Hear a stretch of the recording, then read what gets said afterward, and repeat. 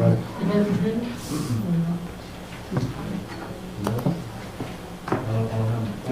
Is Melissa able to join us? So, she's,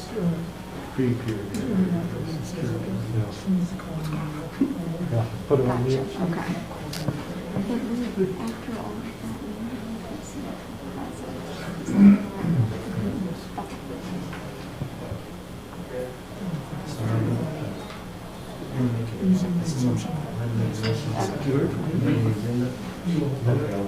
I'm sure he'll be here.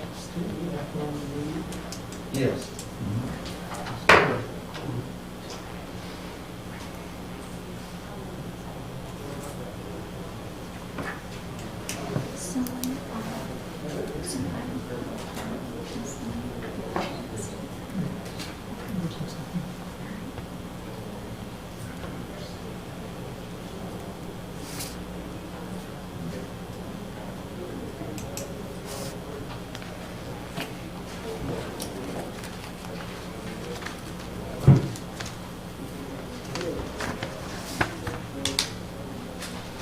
He's here. So we're wondering why you called us I all got you. together here. You guys wait. You're on stream now, so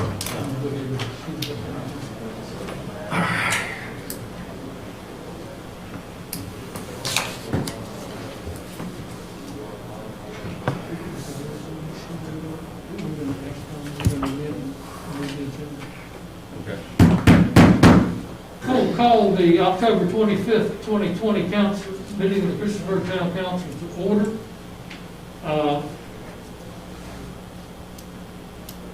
We will first take a moment of reflection, followed by the pledge.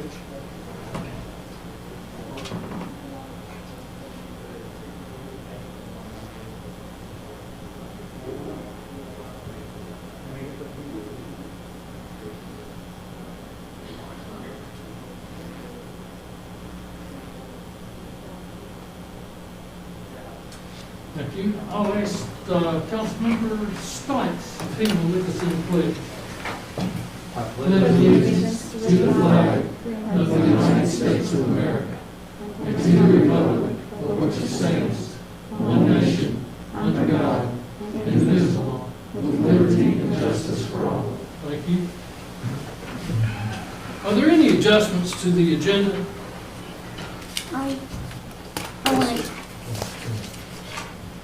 I would like to have a conversation about letter F under the consent agenda, and then also I would like item B to be separated from the consent agenda, since I also have questions about that item. So you want to leave off B, monthly bill list, and if, and F, the recommendation appointment to move to the Development Corporation Board? Is that what you asked to do? I would like for them to be separated so I can make some questions and talk about it. Okay. I'll second that. Any discussion, questions? Madam Clerk? Yes, sir. Councilman Bishop? Aye. Councilwoman Hicks? Aye. Councilman Hubbard? Aye. Councilman Showalter? Aye. Councilman Stipes? Aye. That's 5-0, thank you. Okay, as to your question, Mayor, I'd like to make a motion to revise the agenda to include a brief discussion and potential action on a resolution presented by Mr. Broughton that will provide for a written policy for council members to attend remotely. And that's it. That's the motion. Motion and a second. Any discussion? Madam Clerk? Yes, sir. Councilman Bishop? Aye. Councilwoman Hicks? Aye. Councilman Hubbard? Aye. Councilman Showalter? Councilman Stipes? Aye. That's 5-0, thank you. To set preference on it, Vice Mayor Sachs is ill and had said that she would like to be able to participated in the meeting by teleconferencing. And Mr. Broughton has brought a resolution to us to consider. And Ruben, why don't you take some time to explain that thing, won't you? Sure. Your thoughts on it. First of all, let me say that we have statutory authority as well as a resolution or ordinance adopted by council in March to allow electronic meetings of council during the pandemic. That probably gives authority for individual members to participate electronically, but it's not as specific as the Freedom of Information Act itself. Section 2.23708.2 of that act permits council members to participate electronically in meetings either because of an illness or because of some other personal reason. However, that statute requires that the town have a written policy in place. And I don't know whether there is an existing written policy, but if not, I think it's a good idea to have one, and it's a good idea to have an updated one if there is one in place. And so I prepared a resolution adopting such a policy, and I have distributed it to each of you. Again, I think we're probably okay allowing Ms. Sachs to participate, or any council member to participate remotely during the pandemic. But I think it's a great idea to have clear authorization under the Freedom of Information Act, which adopting this resolution would assure. Okay. I'll make a motion to adopt the resolution as presented. I will second that. A motion and a second. Any discussion? Madam Clerk? Can I ask one question? Yes, Is there ma'am. an expiration date for this, or is that, It is a general resolution of council, and it would remain in place until council deems to remove it or amend it. okay, thank you, sir. Madam Clerk? Yes, sir. Councilman Bishop?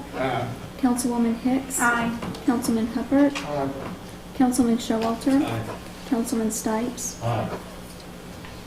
Very good. It is 5-0 and 1 absent, so we're good.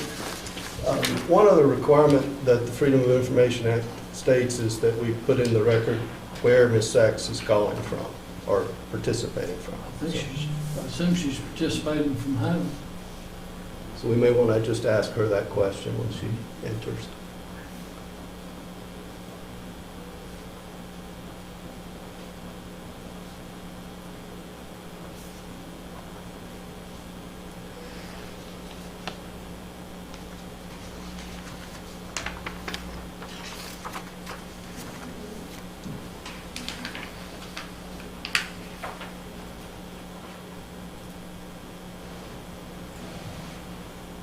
She's now in the meeting.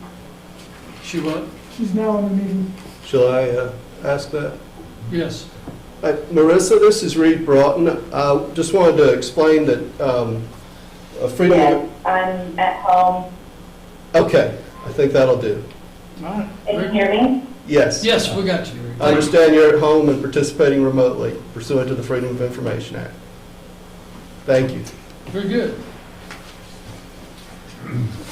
Under the consent agenda, we are asking on consent for the minutes of the meeting. C, contract with ESI Electronic Services for printer support. Contract with A. Thomas Morton and Associates for construction, engineering, and inspection. Purchase order through UPP Gov for Cooperative Procurement Group to MES Lawman Supply for self-contained breathing apparatus in the amount of $146,190. And I believe this is for the fire department. I'll make a motion that we approve the consent agenda items A, C, D, E. Second.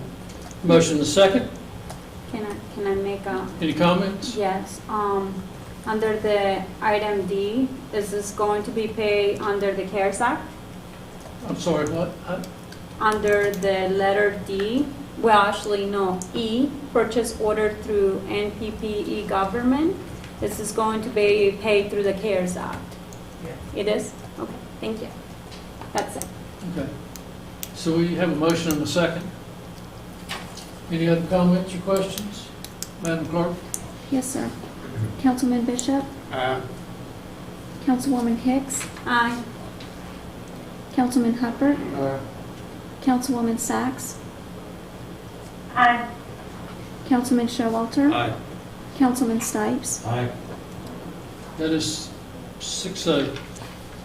Monthly bill list?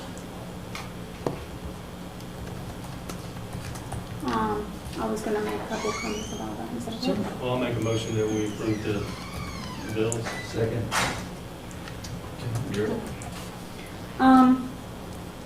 We keep paying money into this, the park, and, I would really like to get a copy of the present contract for the park.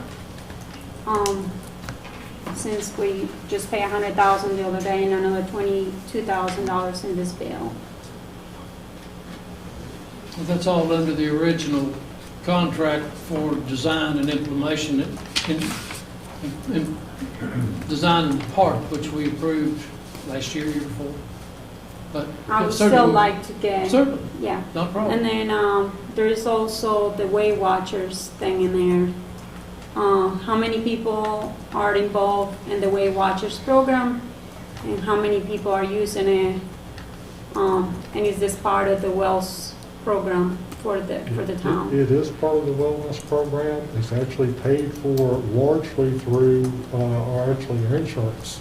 They have an allowance for a wellness program up to $5,000 per year, and we were using a portion of last year's money and a portion of this year's money in order to pay for it. As far as participation, we just started participation this year, and I can't tell you what it is right now myself, although I do know a fair amount of people are participating. I can get you that, and I can include it in the weekly update if you like That would be participation. lovely.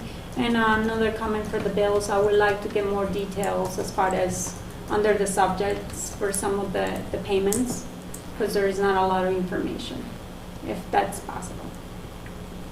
If not, I can come back and sit down with you guys and get more details about some of the bills. Was there something specifically, did you just want to know about, like? Yeah, I mean, funds there that were is- spent for CARES Act and that kind of thing? Exactly. Okay. Yeah, thank you. That's it. I'm sorry. Okay, that's fine. Any other comments or questions? Madam Clerk? Yes, sir. Councilman Bishop? Aye. Councilwoman Hicks? Aye. Councilman Hubbard? Councilwoman Sacks? Aye. Councilman Showalter? Aye. Councilman Stipes? Aye. That's 6-0, thank you. All right, recommendation for reappointment of Mayor Barber to the Montgomery-Blacksburg Christiansburg Development Corporation Board of Directors for a 3-year term beginning July 1st, 2020, expiring June 30th, 2023. Make a motion we reappoint the mayor as presented. Second. Motion was second. Comments? Yes. Is that an alternate person too? Also, how does it work if something happens and you're not here for some reason, including next year when, what happens if you happen to be unseated? And I guess Or if I my retire question before you is, get the chance to? exactly. Okay. And so, I guess my comment is, will it be possible not to have the 3-year, but instead can we make it a 1-year term, or That's what the council wants to do. that's, I guess, do any of you have any comments about this? I'm ready to vote. Yeah, I don't have a problem with a 3-year term. If Mike can't serve his term, then we find somebody else. Yeah, then and what if happens if something happens to a disability and I cannot, then they will come back to the council and ask for an appointment of a new member. There's not an alternate. I don't know of any alternate members to that board. Okay, thank you. Madam Clerk? Yes, sir. Councilman Bishop? Aye. Councilwoman Hicks? Aye. Councilman Hubbard? Aye. Councilwoman Sacks? Aye. Councilman Showalter? Aye. Councilman Stipes? Aye.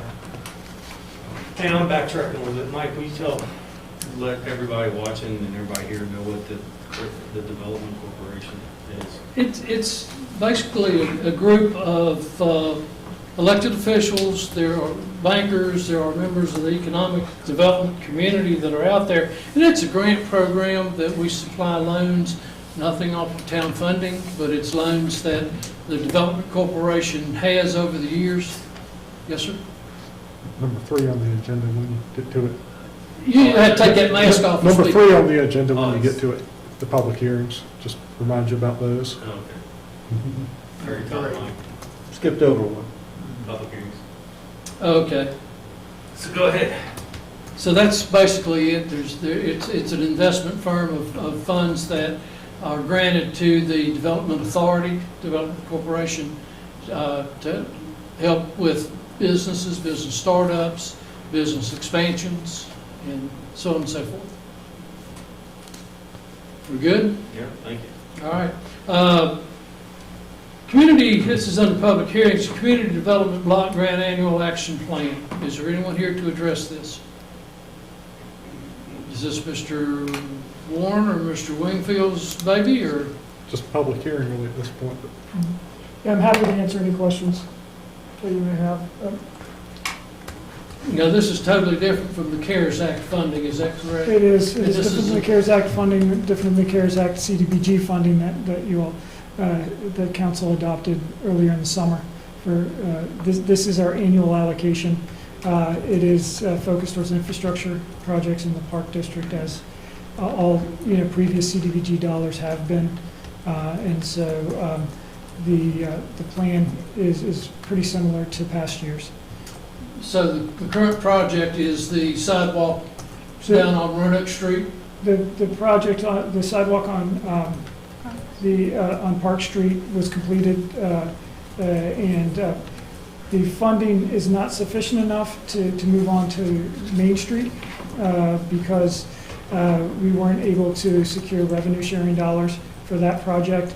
This is proposing a water line upgrade off of Park Street, and that it has a substandard 2-inch line with a 4-inch line, and so it would be to bring it up to an 8-inch line to make it a more redundant system and just a better water line area and water line in a low to moderate income area and in an older neighborhood. Okay.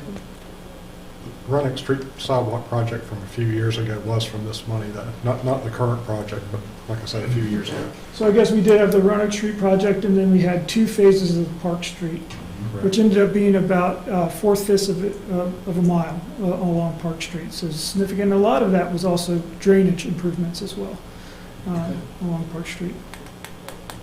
Thank you. Any questions? Anyone else here to address Block Grant Annual Action Plan? Hearing none, I will close the public hearings. We will move to introductions and presentations. We have recognition of Public Works receiving the Safety and Health Achievement Recognition Program, which is SHARP Award from Virginia Occupational Safety and Health. And I believe we have Jim Lansones and Don Cole here, who are the supervisors. Of course, Jim is the Director of Public Works. So are they coming in, or? Yes.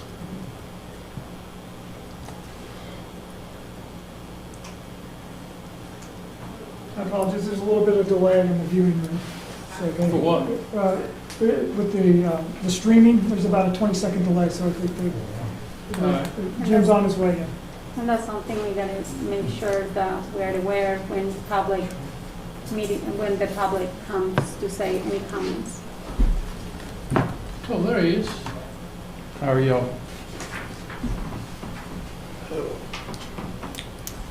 Good evening, council and mayor.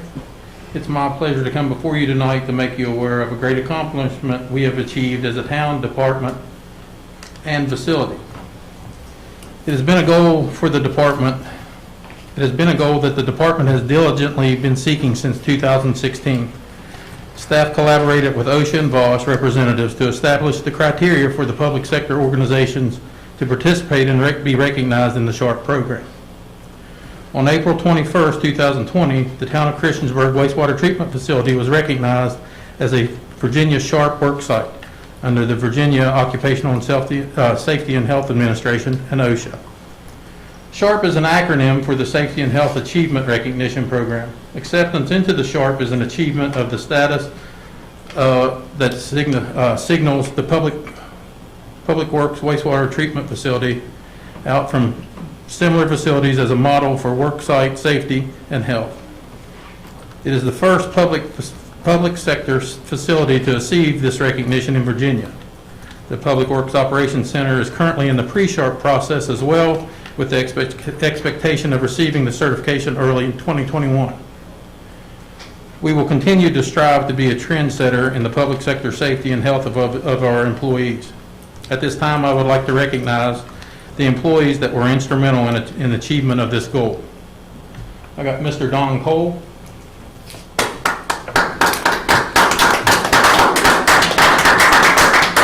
Don is our utilities superintendent. Mr. Chris Sarton is our safety coordinator. Mr. Zach Trout is our operations supervisor at the wastewater treatment facility.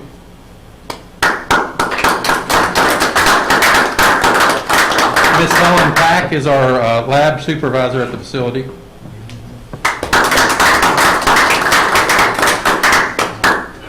Ms. Heather Dodd is our crew supervisor at the facility for the operations. Ms. Jackie Payton is our program coordinator.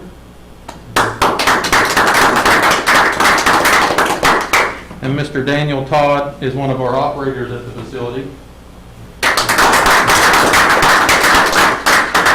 And our newest member of the team that came in as operator trainee is Mr. Aaron Cleveland. It's a testimony to the dedication that all of our staff has to the safety and well-being of each other and all the people that we're around every day. So these staff members played an instrumental part in that, and it was a pretty rigorous process to go through working with Bosch and OSHA to create that criteria for public sector organizations to participate. So it's been a long achievement, long goal that we finally achieved one portion of it, but it's all based on these employees doing that.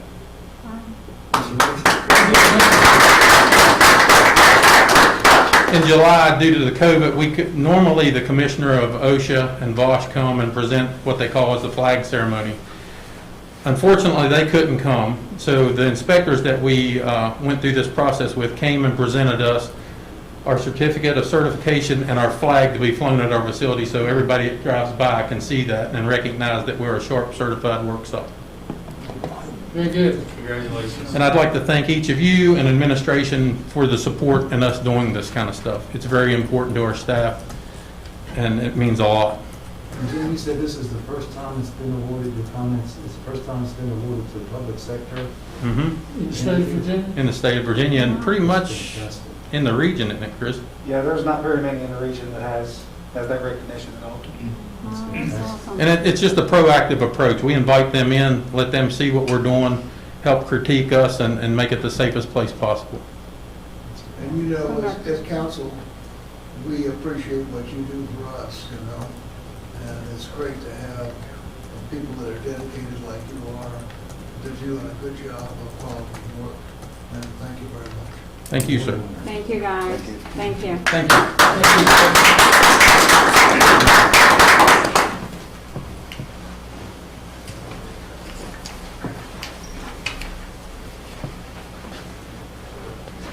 That is a big deal.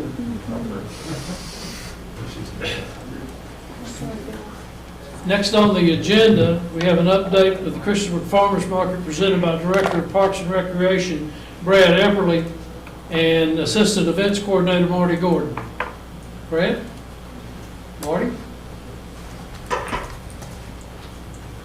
Good evening, Mayor, members of council. Hope everyone's doing well tonight.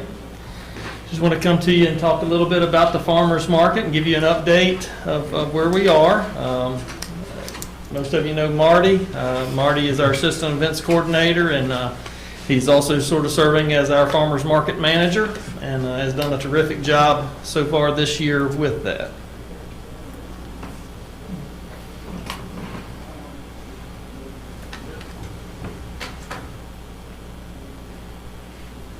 So Is there a... I'll give you the.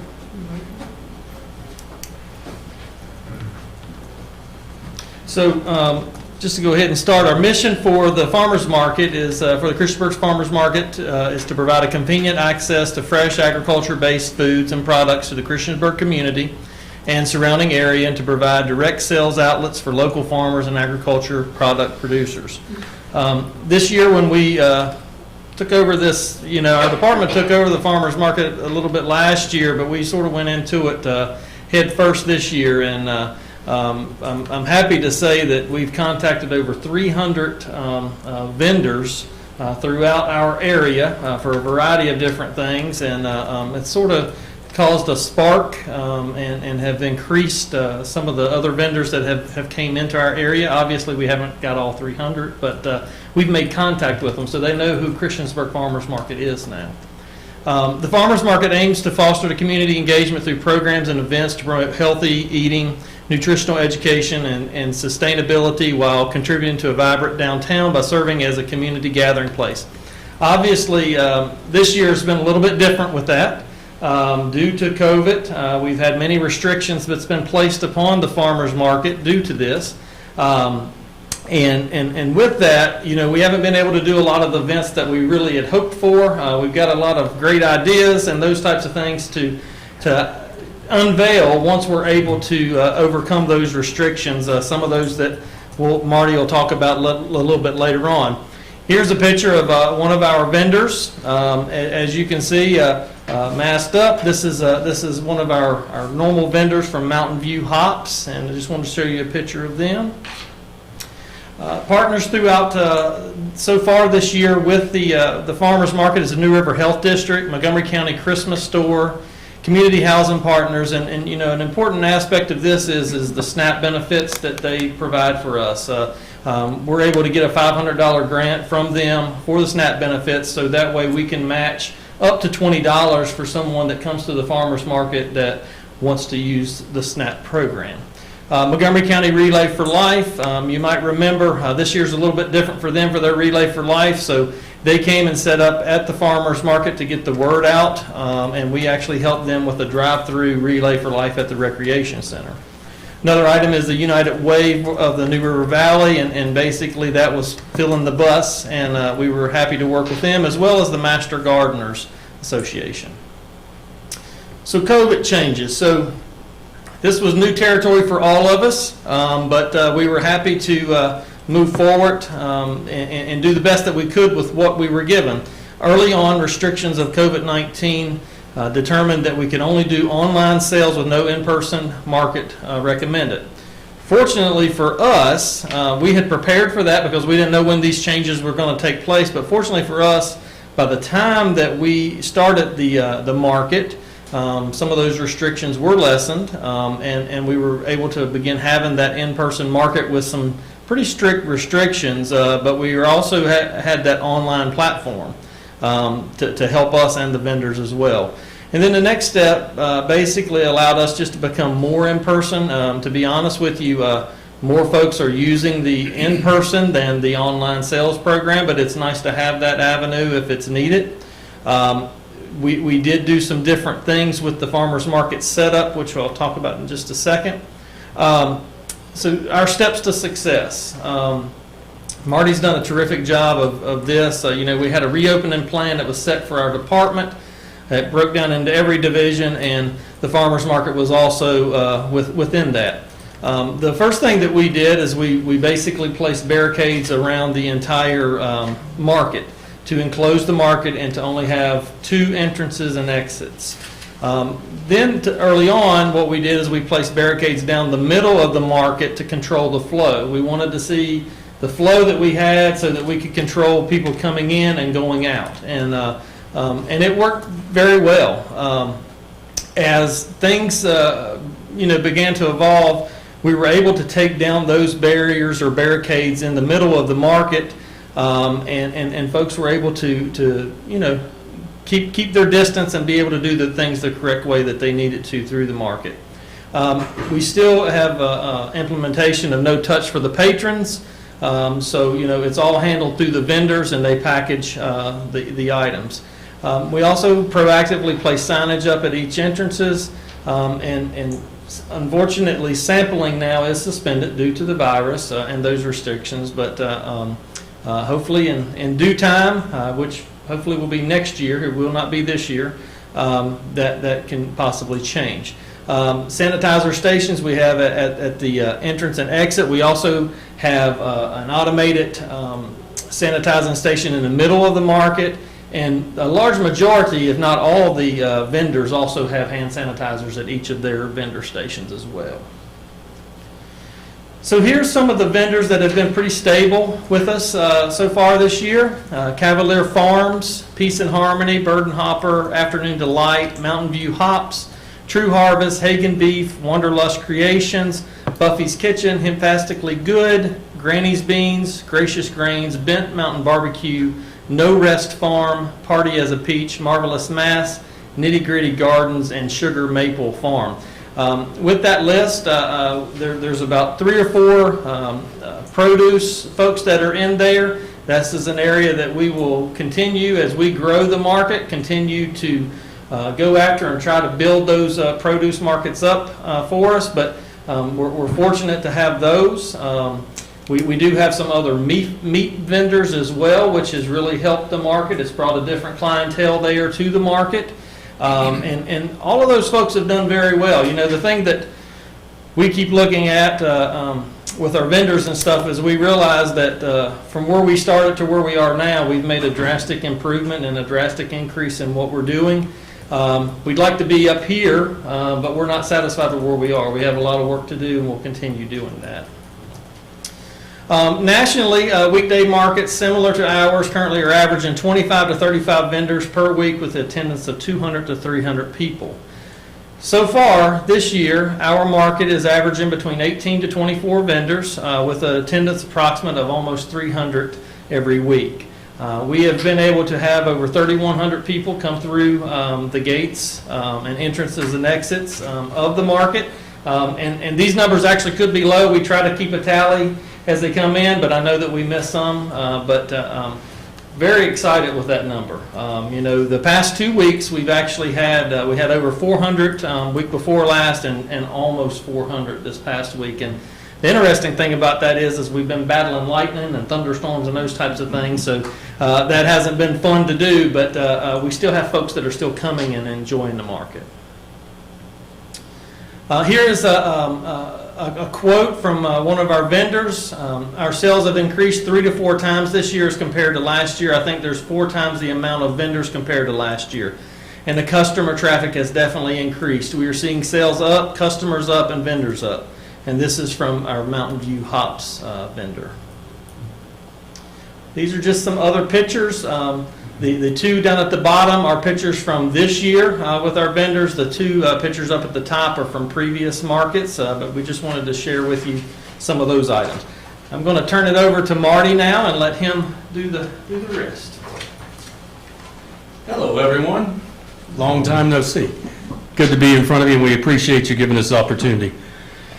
You know, one of the approaches that we took this year was to look at the area and all the events that were being canceled, and people were still looking for things. So we tried to put together some special events that's all built around 4 or 3 things: agriculture, gardening, and farming. We did the Lavender Days at the market, where we brought in just Lavender Day people especially, and we try to have anywhere from 3 to 5 specialty vendors at every market. Where's the Beef was what we kicked off with the meat producers. We had great success on that. Christmas in July, it was one of the hottest days, but we had Christmas in July with Santa Claus down there in Bermuda shorts and a hat. He didn't make as much of a impact as we hoped because of the temperatures. A Dairy Day, we had ice cream and we had dairy producers there. Barbecue Festival, we had 2 barbecue trucks, and we try to have a good food truck every week, but we also had 2 barbecue sauce people. Future of special events, we're looking at a pumpkin festival, a national night out in cooperation with the Christiansburg Police Department, building on support of the Blue that was canceled recently. Possible future community garden effort. You've heard a little bit about that. And building on that, I've got in place a kids club. And if you've had a chance to see some of the things we've done over the last month, we're asking kids to make things, produce things, grow things, and then they come down to the market and they sell it. And we had 3 groups last month. This month we've already got 7 scheduled for kids to come down and selling what they're making and producing. Hopefully this will lead into the Garden Heads Kids Club, which we could tie into both the health department's community garden, where they teach the kids how to grow things, and possibly the schools. We've been active marketing approach. I hope a lot of you have seen this and you've been on our Facebook page. Our Facebook page is very active with things like veggie tidbits, recipes, feature stories on the vendors, partnerships in the art contest. We had early on, this young lady drew this picture of what she thought of a scene on a farm was with the sunflowers, and we presented the prize to her after she won the contest. Now, I do want to mention, we always talk about trying to involve more businesses downtown. Well, I've looked upon it, and we've looked upon it as a 4-block area around the Hickok Street and Farmers Market. And we're starting to do business spotlights. And once we do a business spotlight on a local business in that 4-block area that has a business that sells things, we invite them to come down to the market. KDR was one of our first ones. That's the art studio downtown. And all of you all know how involved and how much I are proactive when it comes to public art. And they've been a big plus with us, and they've been setting up, and now they're going to extend their hours and be open during the market and invite people to come in there. Like this week, they're going to offer free jewelry appraisal. As part of that, I know you've probably heard of it, and it hasn't really taken off yet, but Mike Larkin across the street at the Great Roads has opened up, first of all, a snow cone trailer that has just been unbelievable. It's so busy, he's talking about a second trailer. His coffee shop opens next week. He's going to have extended hours during our market. This is one of the big things that we kicked off just 4 weeks ago. This will be the 5th week. Is a sustainability project. And, everybody talks about plastic bags. And, the markets collect them, Food Line collects them. But I don't know if you've heard about it, but this company out of Winchester, if you can collect 500 pounds of plastic refuge of the plastic bags, that's approximately 40,500 plastic bags, they'll donate a composite bench. So we're trying to get that composite bench for the farmers market. In 5 weeks, we have 255 pounds of plastic. I weigh them every time, and it's unbelievable what we're getting. But I'm very proud of that, and I think the town needs to be proud of that. It's a sustainability project. Musical entertainment, we try to keep the canned music, the tape music, so to speak, playing. Under Phase 3, you're allowed the live music. A lot of the farmers markets have turned to that and are doing that. We've done it a little bit, but what it does, it creates more social, long period of people standing, and that's one of the things we've tried to avoid in COVID-19. Here's a great comment. This is from Tom Maxey, Gracious Grains, that I just went and visited at his farm this past week. He's one of our first vendors this year. We're his first market. Now he's at 3 markets. He said, farmers markets are important to the community as a whole, as it's an outlet for local customers to receive fresh food. For the farmers, it's incredibly important as it provides a viable market for their goods. And in some cases, this is the only outlet to sell their goods. And that's so true in many of ours. This is an estimate approximate after 11 weeks. I try to get an idea every week of how much the vendors had taken in. We've seen sales are approximately $21,700 after 11 weeks, and vendors are seeking record sales this year. Now, Mark from Mountain View Hops was going to come by tonight because he's really excited about being a part of us. He told me the first of the year, I'm not coming. I can't make any money in Christiansburg. I said, all right, come to 2. All I ask you is come to 2. He came to the first 2 markets. He sold more in the first 2 markets than he sold in 2 days at the Blacksburg Farmers Market. He's having record sales, and that's a prime example. No Rest Farms. Gentleman just started coming to the farmer's market. We're his only market, and he's selling out almost every week. We're having record sales for most of our vendors, and they're very happy. Some of the scenes, some of the different products. Again, we got to be very careful with COVID-19. A lot of these things have to be pre-wrapped and how we sell them. But that in a nutshell is it. If you have any questions for me, Brad, one of the big things I do want to point out that farmers markets, there's only two people that handle things at the farmers market. One is the farmer and the other one's the customer. Can you imagine how many people have handled that same product, produce and meat, when you buy it at the grocery store? And the meat right now at our market is either the same price or lower and more available than most of the grocery stores. So, Marty, we don't charge our vendors for setting up. No, we don't, not this present time. And so when we see occasionally a payment to someone, that is reimbursement for the SNAP monies? Well, we do two things. We do what's called token expenses. Okay. Token expenses, if the vendor does not have a credit card machine, we provide that service. We will run the credit card and we give them wooden tokens worth $5 up to the amount they want to spend. And they can spend that at all the vendors. Usually it's because certain vendors don't have credit card machines. The other one is $1 tokens, wooden tokens, that we give for the price of SNAP benefits. So if somebody comes and runs their card, it runs through our system and through SNAP. We are in essence charging $20 on their SNAP card, and then we give them 20 additional dollars on SNAP that we match from that money that we got from Community Housing Partners. And we give that to them. So that's the two things you're going to see, that's what we're paying out to vendors. The other thing is through our Lulu Foods, which is our website, we take all the money in from anything purchased on the website, and then we turn around and give the amount that was sold by the vendors back to them. So that's another thing you'll see. It's Lulu Foods, localfoods.com is our website. And you're going to be open until end of October, or? October 22nd, Steve. I'd like to thank Brad Epperly for a very good hire here. Some people are good planners and thinkers, and others are good make-it-so people.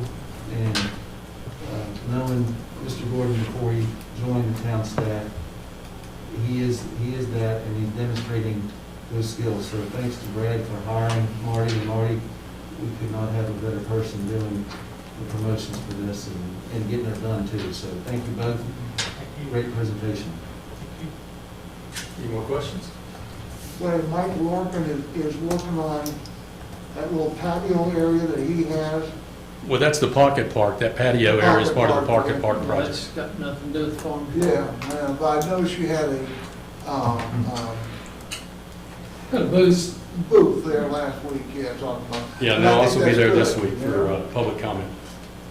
But you can go through the Pocket Park, people can go look at the Pocket Park and go to the rear of his facility, and that's where he has a snow cone. Shaved ice. Yeah, and it does really well. It's a big difference. Open 7 days a week. Keep up good work, Marty. Thank you. Great report. All right. Next, we have Nick Devereaux from Wings to address the council. And I think you noticed in your comments, public comments that we got, there was one that was directed toward Wings, and I think Randy has connected the two parties together to discuss the issue. That's correct. Okay. Nick, are you there? Yeah, I'm here. Can you all hear me? Yes, sir. All right, great. First off, thank you very much for having me and allowing me to sort of to provide a bit of an update from Wing on where we are with our Christiansburg operations 10 months in. I do have a quick slide presentation if we could pull that up that I can just kind of work from there. I know you all want to keep it moving, so I'll try to keep this to 10 minutes. Feel free to jump in with any sort of questions if you may have them, and I can allow time at the end for questions as well. So if we, okay, there it is. Just a quick, I think everybody generally is familiar with Wing and who we are. And you've probably seen our drones around town, but just sort of for a couple minutes, I'll give a really brief background on us. If you can go to the next slide here. Wing is an American company. We're headquartered in California, but we actually have operations now in a few different places around the globe. We're active in 3 continents, 4 different cities, 2 in Australia, 1 in Europe, in Helsinki, Finland, and then 1 in Christiansburg, Virginia. We've conducted over 100,000 flights overall, including test flights, but that also includes thousands and thousands of real flights to real deliveries to real customers. In terms of Christiansburg, we began full-time consumer delivery operations here in October of last year. We had a big kickoff operation, and many of you all attended. Christiansburg remains our only U.S. operation to date, although we are looking at expanding. We're currently operating under the federal program called the Integration Pilot Program, which is focused on figuring out how to bring unmanned aircraft systems or drones and integrate those into our communities, and what that is really sort of going to look like as we're looking to the future of harnessing the benefit of what these new technologies can provide for us. Next slide. This is a brief synopsis of how our operation works. And again, I'm sure a number of you all have seen this, so I'll just speed through it. But basically, our customers, we have thousands of potential customers in Christiansburg. They download the app, they scroll through the inventory of items that we have, place their order, and then our team at our nest, our base of operations there, which we call the nest, where the drones sort of come home to roost. They're alerted to it. Somebody prepares the package. The software that we have figures out safe route planning measures and directs that's downloaded onto the drone, so it figures out how to make the delivery. The drone will then hover if somebody attaches the package to that drone on a string. And then the drone will cruise over to its delivery destination, generally about 100 and 150 feet in the air. Once it gets to that person's home, it will lower down to about 25 feet above their front yard and gently delivers the package on that string and sort of drops it right there in the front yard. And generally that process will take about 10 minutes or less. It's a pretty quick process. Next slide. You'll notice that when we first began operations, we had 3 partners. Wing does not make our own goods, but we partner with other merchants who do. So we started out with Walgreens, FedEx Express, and Sugar Magnolia, the shop in Blacksburg, as our local partners. We've since expanded that, and we've brought on Brew Coffee, Mockingbird Cafe, Grand Rodeo, and we also have a partnership with the Montgomery County Public School System through the public libraries there. And I'll talk more about that in a bit. Next slide, please. I'm sure it's probably apparent, but a cornerstone to our success is public acceptance. We can develop the best technology in the world, but if the community doesn't want it, then we're not going to be able to thrive there. So a really big, important factor of us operating and succeeding in Christiansburg is to be able to get the buy-in from the community. So as part of that, we started out months before we even launched our service back in October. So a number of you, we requested meetings with all of you all, of course. We set up shop at all kinds of street festivals, the food truck rodeo, Touch a Truck, which is the picture on the right there, the Wilderness Festival, the Farmers Market. We were there a lot last year. The shop here on the left is inside the Walgreens store. So we're very active and have tried to really begin this conversation with the community and every community member, frankly, that we can talk with. First off, to really educate them on what the service is that we're providing. There are a number of different kind of drone services that are out there. We provide package delivery, and that's really our sole focus. So we want to be able to talk to people about what we are doing and what kind of products we're offering, et cetera. But we also want it to be a conversation, a back and forth conversation. So we're trying to get feedback from you all, from community members, and that's, we're interested in the good, the bad, the ugly. We want feedback about what kinds of products people want. what hours they want us to operate. And then, if there are complaints or other comments as well, we want to hear that because we want to be able to work within the community. We want to improve in areas where we might be lacking, et cetera. And then next slide, the other way that we've gone about trying to really educate the community and people about what we're doing is inviting people onto our site. We have our site of operations, our nest is right behind the O'Charlie's restaurant, O'Charlie's, Grand Rodeo, Lowe's, right around there. It's a really nice site. We put a lot of investment into that, so it's not just a base of operations where our drones fly out of, but we've designed it so that we can host people. And we've done a lot of hosting there, particularly over the course of the fall and winter. We hosted over 20 plus tours, I believe. That included monthly tours open to the public, where anybody could just sign up and you show up at our gate, and once a month we'd be giving tours to any and all comers. We focused a lot on schools. So we invited robotics teams, and there were high school field trips, middle school, I think, as well. So there are a number of different school groups that we got to take a tour of the site, and we were able to show them, how the system works. We can give them an up-close look at the drone itself, but they're also able to witness real deliveries going out from the site while they're there. So it's a great opportunity, I think, for folks, particularly school children who are interested in STEM, to be able to see real-world applicability of the kind of work that they're doing in school. And they can really envision a career path into something as exciting as working in the drone field, a really sort of cutting-edge technology there. Next slide. Of course, we were doing all of this public outreach and in-person stuff, and then COVID hit. So obviously, just like everybody else, we really saw things change quite a bit. So we were not able to host people at the site, and we're still very restricted on that. We're not able to participate in a lot of these street festivals or going out into public gatherings and that kind of thing. That has all been curtailed. We're still trying to do a lot of that. So we've been doing virtual meetings. We've been trying to link up with local organizations, whether it's the local Chamber of Commerce. We did one with the local Rotary chapter, et cetera. And we're trying to continue our conversations that we started before the pandemic so that we're still engaging, we're still educating, we're still getting feedback from folks in the community about our services. And of course, we're also trying to do what we can to help with the frontline workers during the pandemic. We partnered with United Ways, for example, on some of that. But while COVID has been a real eye-opening experience and a tough slog for everybody, for our technology in particular, it's actually presented quite a unique opportunity. Drone package delivery inherently is contactless.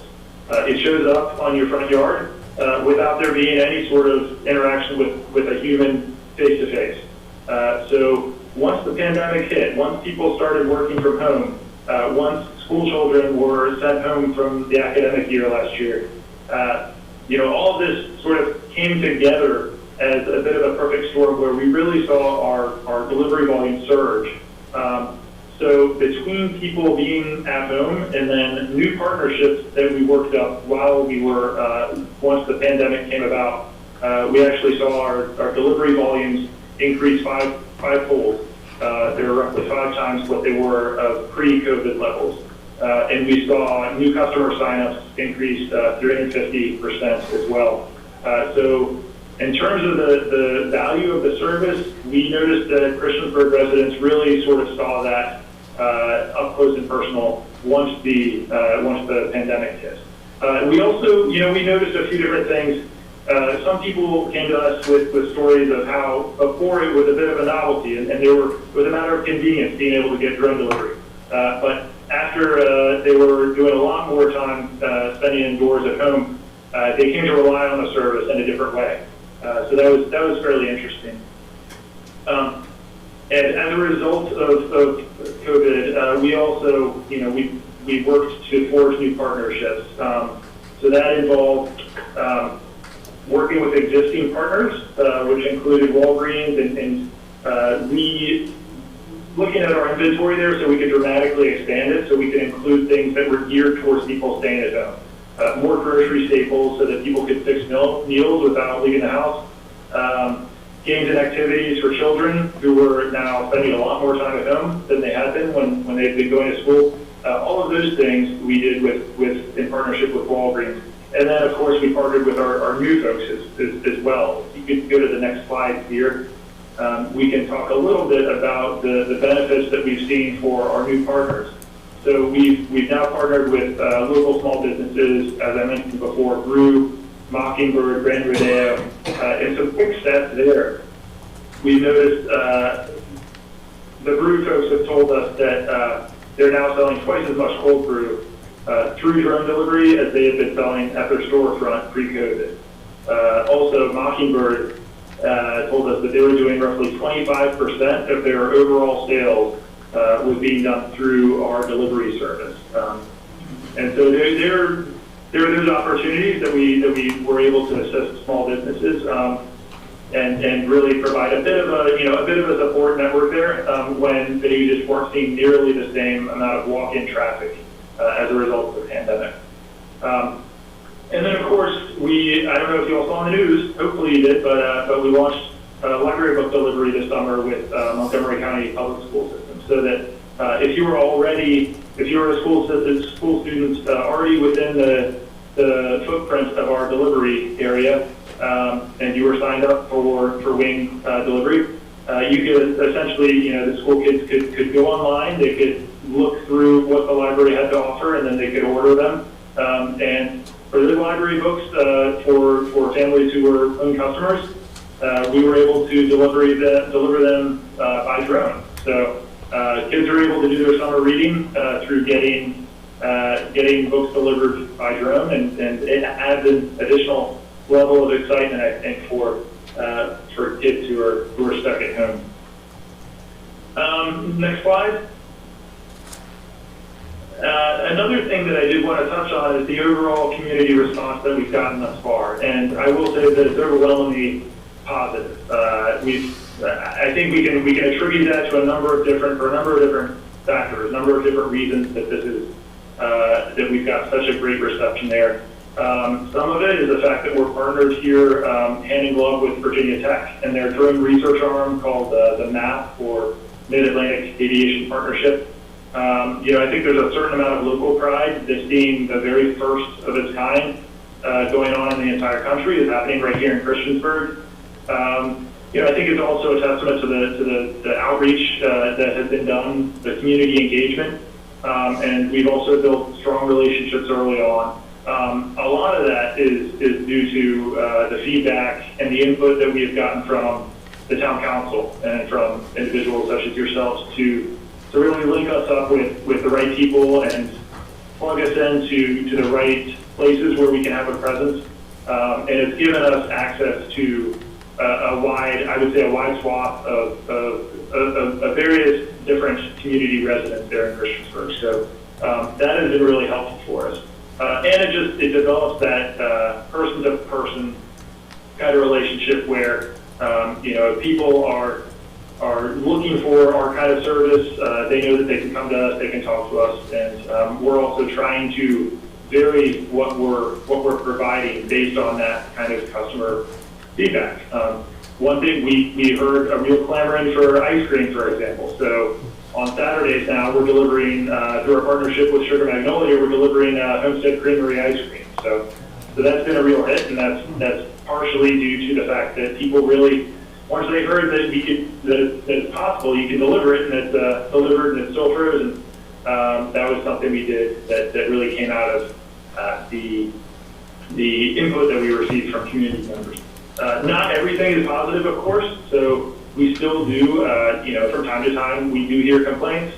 I would say, though, that again, in line with this being an overwhelmingly positive community reaction, we've received fewer than a handful of complaints overall.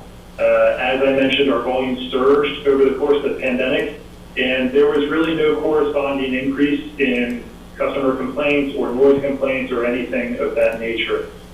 When we do hear naysayers or people voicing caution or concern, it's really in the categories of safety, privacy, or noise.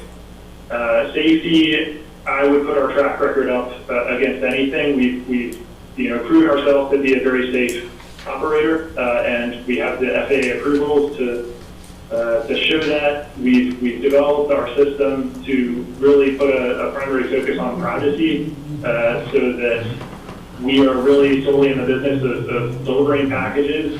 And when we talk to people and walk them through the various different precautions that we have taken to protect their privacy, then people come away assured. And noise is another issue. Like I said, we've had fewer than a handful of complaints.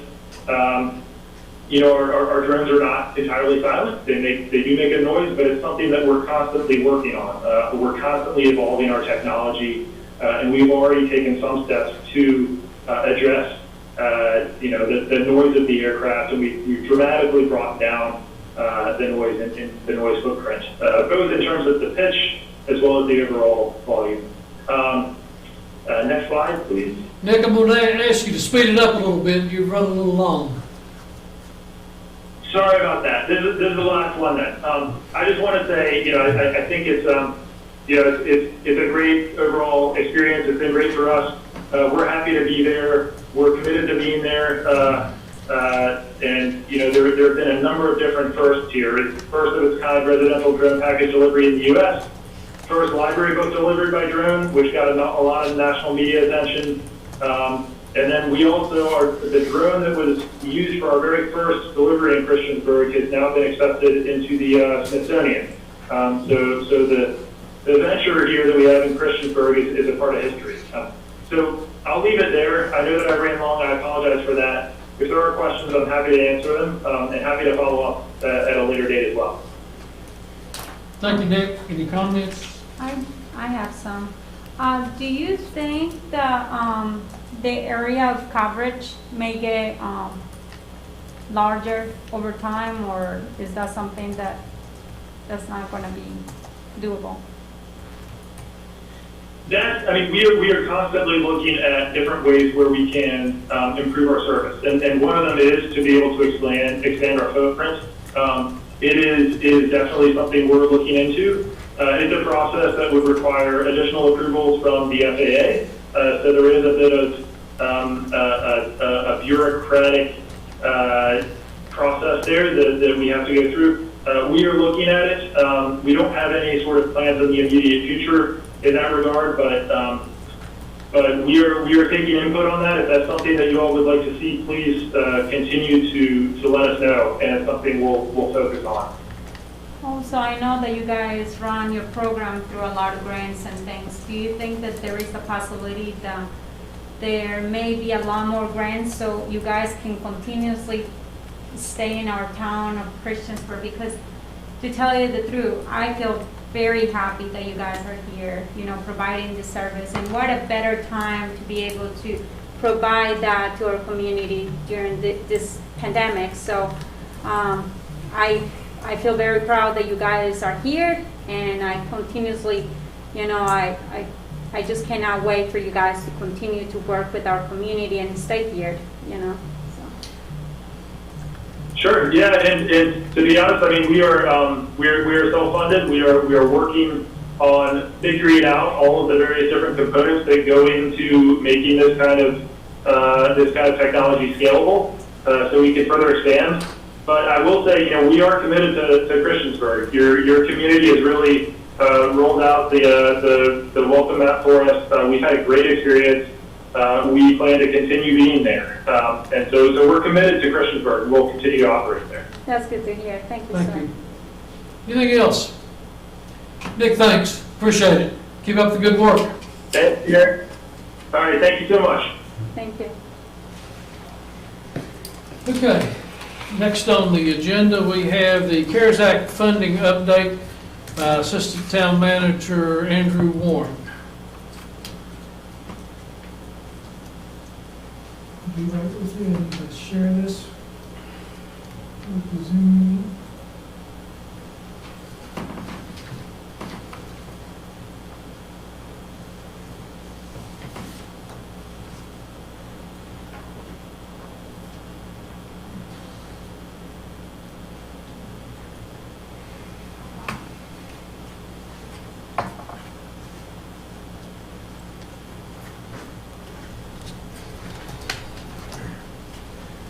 So this will be brief, but the council did request an update last time, so I did want to kind of, as this is constantly evolving, wanted to just touch base with you this evening regarding a few of the community support programs that we have.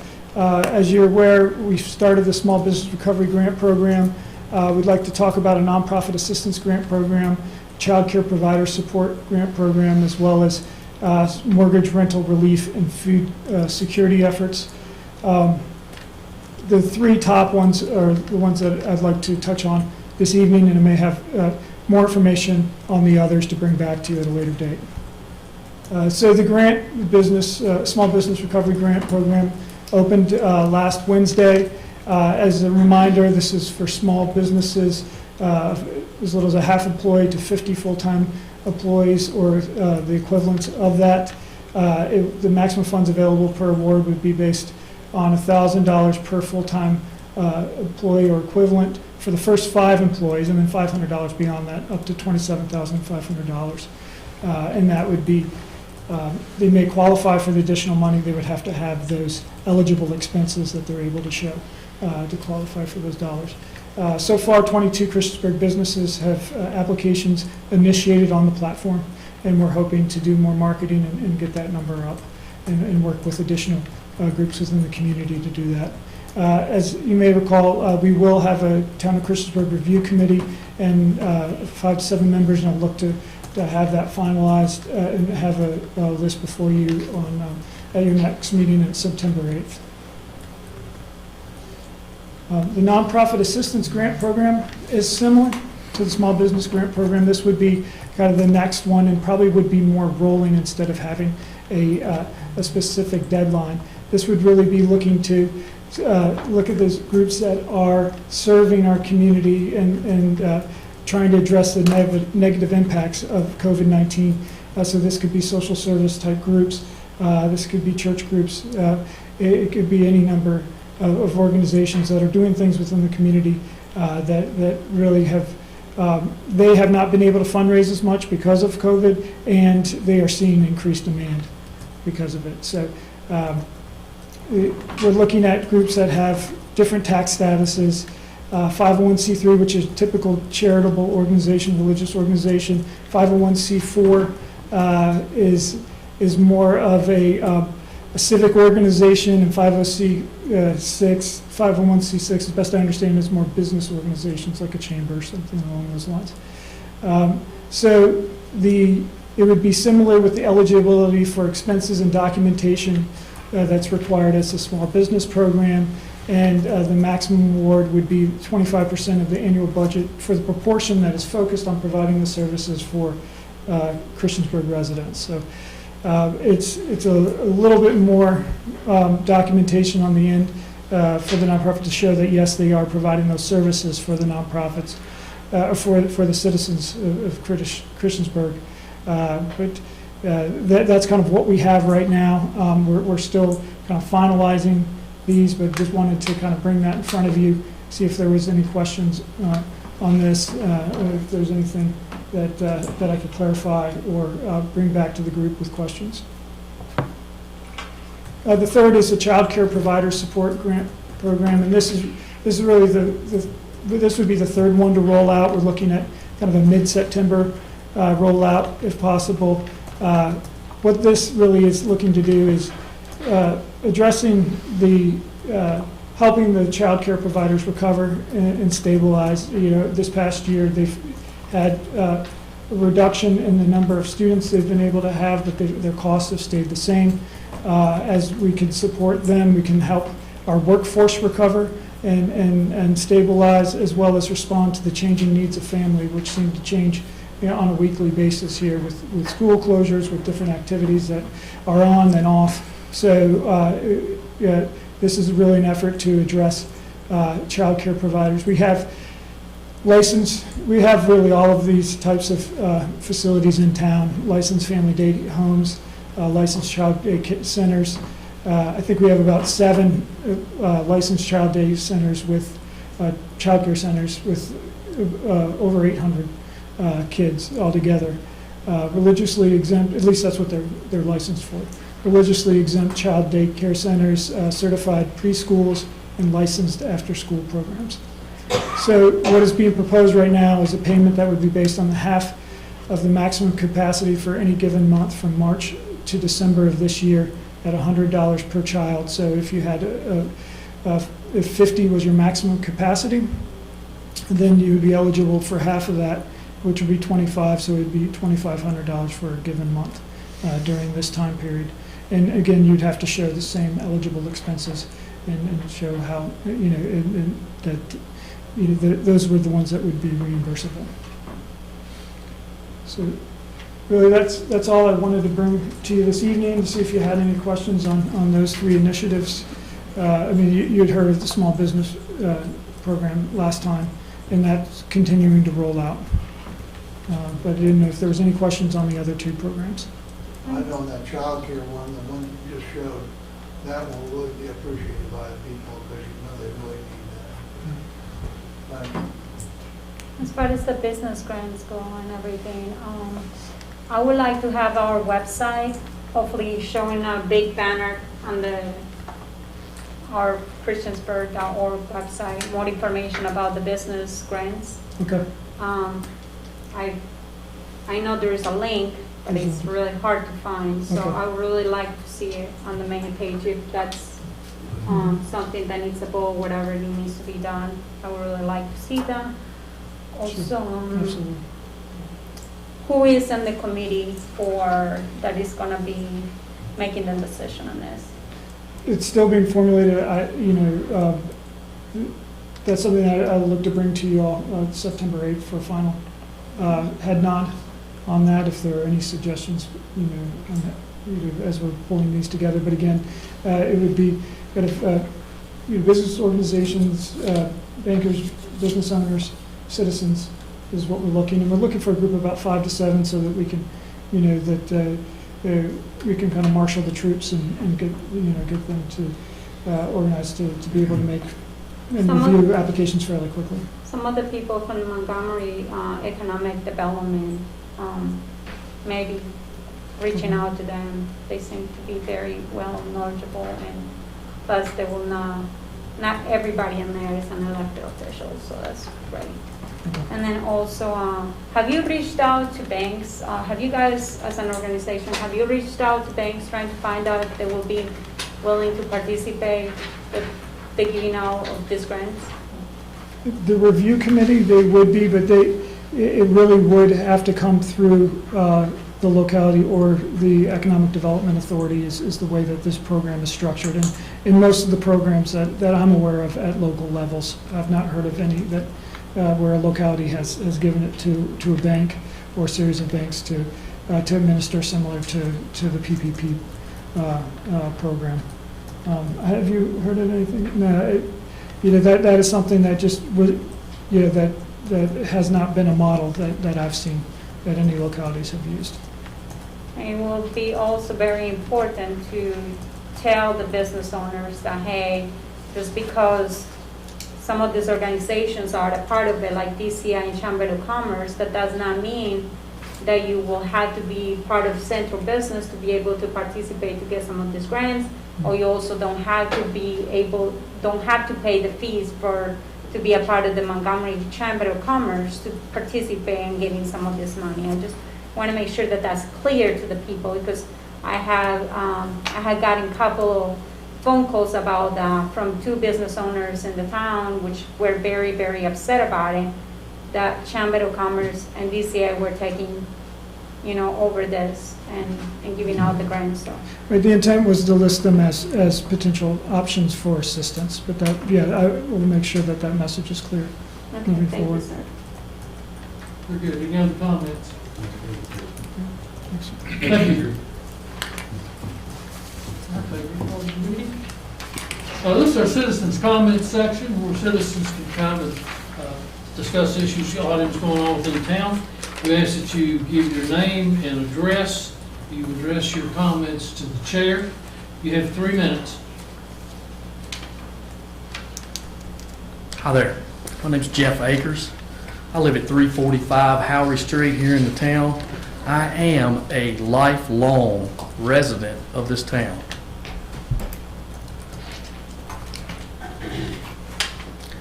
I don't feel safe, nor does my family, after my daughter was raped on school-rented property, and in the end, there was no justice.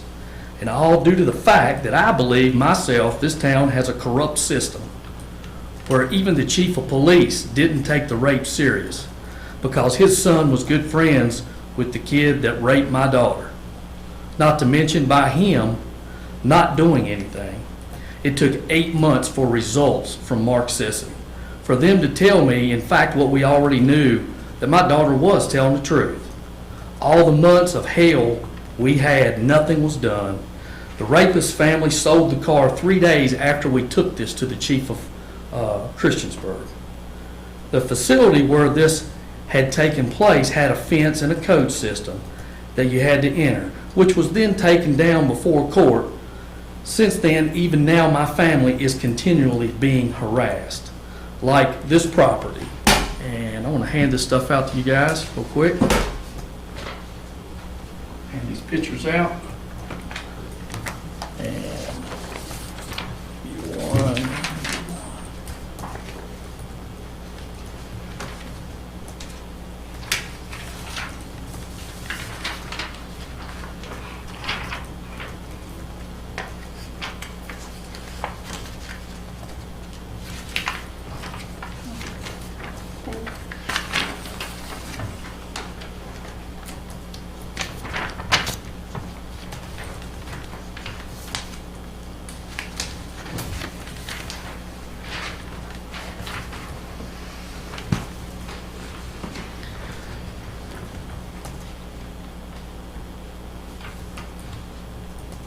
Like this property. I was contacted by Jerry Henline to take the porch down last year. I did that, sent pictures. My family has always tried to comply with the law. We have been taking care of my mom and my dad. My wife has not been able to take a job so she can help take care of my mom and dad. I don't know what the town expects out of me, speaking specifically to Randy, the town manager, what all we're supposed to do during the COVID outbreak. Procedures with the 208 Cooper Lane property that is in question. Yes, sir, I'm sorry? 1 minute. Thank you. Procedures with the 208 Cooper Lane property was not followed. My mom and cousin were not contacted and were the owners until this week. The town should eat this bill and the lien against this property because procedures were not followed. There is no back taxes on 208 Cooper Lane. Everything is concurrent. I could not print the information for this meeting because I just got it today, but I do have it on my phone.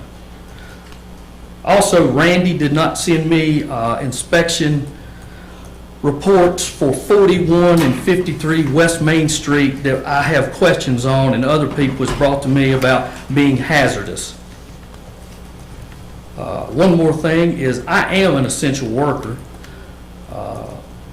You keep putting harassing parking blink signs up on Roanoke Street in front of Power Zone. These guys drive 11 hours one way and then come back. They can't make it back to their terminal. And they're trying to park in front of the hotel so they don't get robbed. And we still got these blinking signs. I see it every Monday and every Tuesday night. If y'all are trying to get people to come into the community, I don't think that's a great way to do it. These guys are just trying to find a place to sleep. Thank you. My name's Jeff Akers, and thank you. Mr. Akers, I believe that going back to the rape case, I believe the other man was charged for rape by the town police, and the courts threw it out. I'm not going to argue your point on it. There's no need to. I got you. You're right. Thank you. Next. Yes, ma'am. You're good? Okay. Anyone next?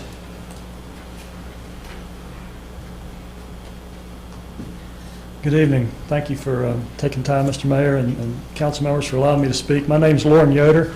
I live in Floyd County, and some of y'all may know me from I serve on the Board of Supervisors in Floyd and have been there for 9 years. And I've met some of y'all at meetings in different places, but I've had the honor to be a member there at the farmers market this year. And my family, my wife and I own a beef farm in Floyd and no rest farm. And I wanted to come tonight just to talk to you a little bit about how important local farms are to our local community and how important the farmers market has been to us this year. Our family farm goes back to 1805 when my wife's 7th great-grandfather moved from Christiansburg to Floyd and bought the property that we now farm. We farm about 500 acres, run mostly beef cattle, but some hogs. And this year we decided that we're going to try to do a little bit of direct marketing because farming's a hard way to make a living, and we thought maybe we'd try to help our cash flow a little bit with direct marketing. So we started doing some USDA processed beef in February, and that just happened to coincide with the corona problem that we now see. So it's worked out well for us. Marty contacted me this spring, and when I was able to, we came over and started selling at the market. And so I want to take a moment just to say thank you for the market. It's been a real blessing for us. My wife's a wedding photographer, so her business has been really impacted by just the virus and no wedding season this year. Our income has really went down because of that, and so being able to use the farmers market has really helped us just from a cash flow aspect.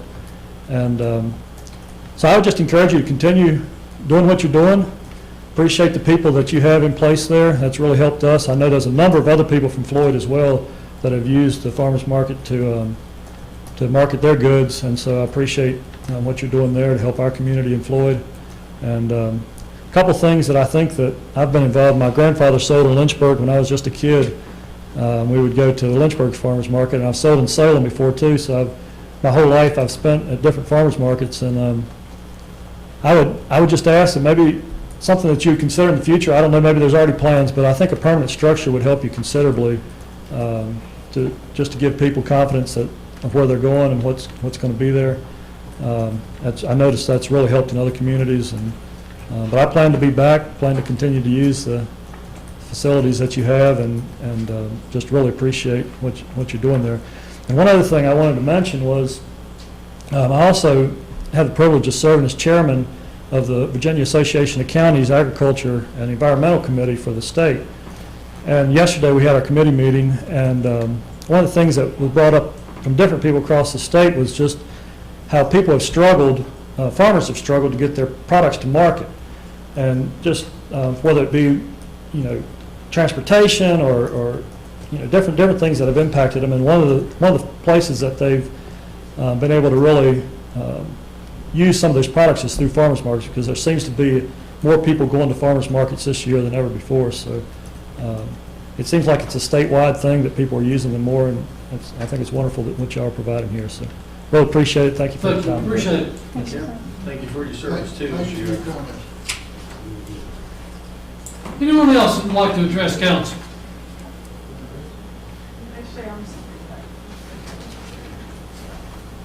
My name is Angela Akers. I live at 345 Howry Street in Christiansburg. I did want to mention something that my husband forgot. The pictures that he sent around is what had happened, I guess, when they come and got the asbestos or whatever out of it. The windows were open or busted and all that. Everything was locked down. There's a fence around it. I don't know what you can see of all that. But his mom is almost in her 80s. I do take care of her and Dad. And, during COVID, I don't know the law, and I don't know nothing about properties or anything, but I just find it hard to believe that somebody can do that, and charge stuff for something, and they have no clue.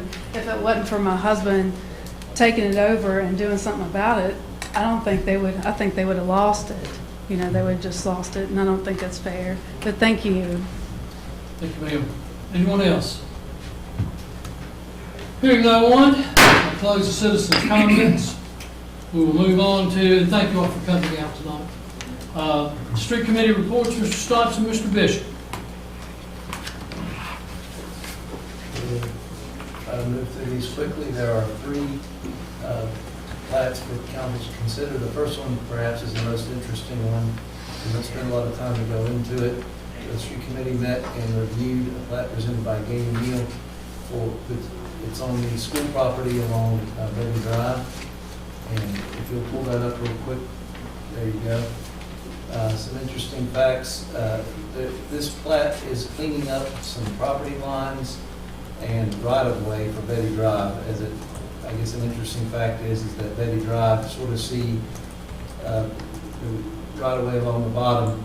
The existing road does not follow what the best research has shown to be the existing right-of-way. And you can sort of see where that shape, that hatched area is. It goes up in front of Christiansburg Elementary School right there. It's sort of where the best information is that the deeded right-of-way is.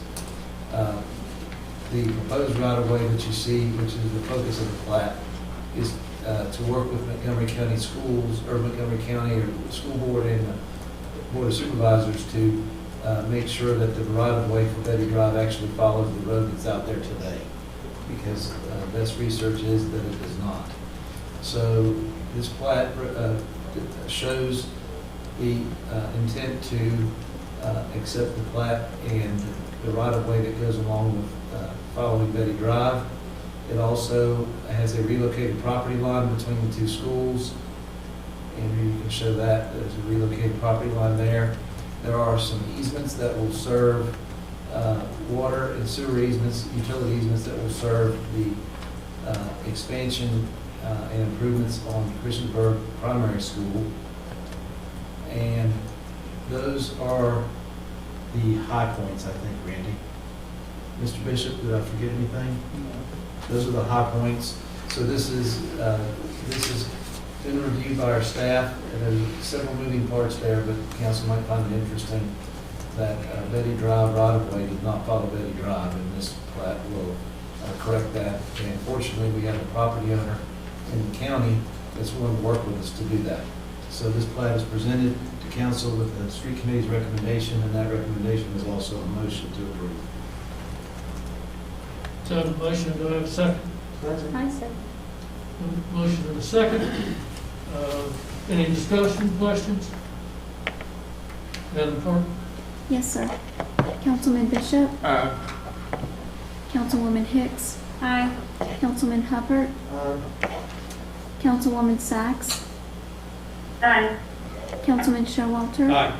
Councilman Snipes? Aye.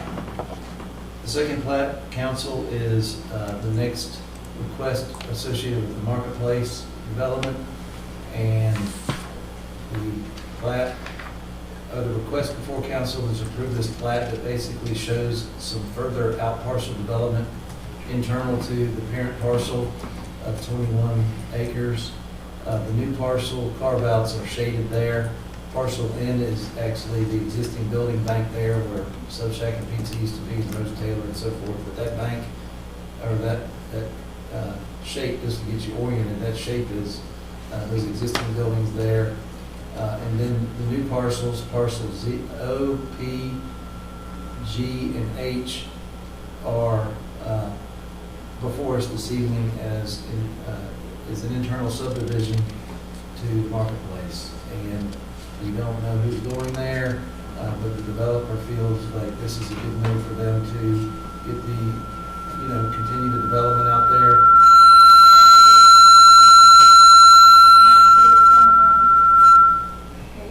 Okay, sorry about that. And there was a question asked to the street committee about green space and so forth, and everything that's being presented will be presented or will reviewed by our staff to make sure that the overall green space and connectivity requirements are met of our ordinance. This is simply a property question, and the plat has the street committee's blessing for approval by council, and that recommendation for approval is also a motion. Second. Motion and a second. Discussion? I would really like to know what the buildings are actually gonna look like, and if there is any, because right now I know they're together, and the question is to separate them. as far as the town goes, I really want this to look pretty, you know? Is there anything that you guys can put as a condition for them building this as far as the, or is that? It will meet our ordinances. That's it. I mean, it will meet our ordinances. If council's not happy with the ordinances, we should change them, but that everything that's going to be done out here is going to comply with our building and zoning, or zoning, everything. So that's all we can hold them, anyone to. And he doesn't need to show us the landscaping of that, but do you think that's on his mind eventually to do that? It's going to be landscaped very nicely, and he does have to maintain 20% green space on the totality of the property. And like Brad said, he has to meet all of our zoning, which would include landscaping, green space and landscaping requirements, and interior parking and green space landscaping requirements. And parking was also mentioned. This will just have to comply like any other applicant would, to comply with our zoning ordinances, our building official, everything that we're doing. So if we have a problem with that, that's a separate discussion. If we want to change, if we want to do something to our zoning ordinance or development ordinances, then that's a separate discussion. I think your question, Joanna, was aesthetics, right? What they're going to look like? Yes. I don't think we're really in a position to say we're sort of veneering or I mean, if you'd like to, in the future, have council actually weigh in on projects or create an ordinance that says they have to look like this, you can petition council to do that. I would love that. This is not the place for that during this discussion this year. I don't think that, and again, he doesn't know, he's got it set up for 5 lots. So 1, 2, 3, 5 parcels. He may or may not, they may or may not develop, but they're there for it. And I think with the investment he has, I'm sure he's not going to put double wides in there. Right, and he's going to make it very pleasing to the eye, I'm sure, and very conformative to the whole footprint of the development. To me, I think this is a good sign that in this time right now, he is moving on like this and able to move on like this. And I take it he's got some potential people that are going to move in there, which I think is very good that we see that the marketplace is moving along. Is that pretty much right, Randy? I think that's basically it, that he's got the potential buyers already interested in the sites with the buildings, so he's simply going to be selling to, once he develops the properties, I think is the plan. Is that form of the motion, Brad? It was. Well, if it Do we have a is second so, already? I don't know who Just do me. it. Oh, sorry, I thought we were. so if those parcels are sold, do they now have to follow the green spaces and parking spots and everything else that have to There's comply with? a master plan that basically allows the totality of the site as long as they're keeping 20% green space on the entirety of the property. That was approved by town council. I know, but if they sell lots like this, separate lots, don't they have to comply with that, the new buyer or the new, with Yes, the seller? new buyers would be aware of that. They have to comply with what's in place. Very good. Any other comments? I guess what she's really asking is it going to be, we don't know this, so a uniform landscaping for all these different places? That's not what, she initially asked what the buildings are going to look like. Well, We have an ordinance, depending on what sort of vegetation and greenery is required per ordinance. Joanna has agreed that she's going to petition council to see if we want to come up with telling landowners and private owners what their buildings should look like, right? Well, give ideas too, because I mean, there is a lot, and that would be another discussion, but Okay. Any other comments? Madam Clerk? Yes, sir. Councilman Bishop? Councilwoman Hicks? and just to make sure it's just this piece, right? Johanna, aye. Yes. Yes, that's correct. Councilman Hubbard? Aye. Councilwoman Sachs? Aye. Councilman Showalter? Aye. Councilman Stipes? Aye. The last subdivision plat is in our industrial park It is a subdivision of a current parcel. I'm not sure what the parent parcel size is, but it looks like about 5 acres maybe. The overall parent parcel is being split into, or the proposal is for this existing parcel to be split into 3 lots. There is an intention for one parcel to be developed with the tenant. That it's consistent with our industrial park requirements, approved uses, and I think the intent is to make, similarly to develop this,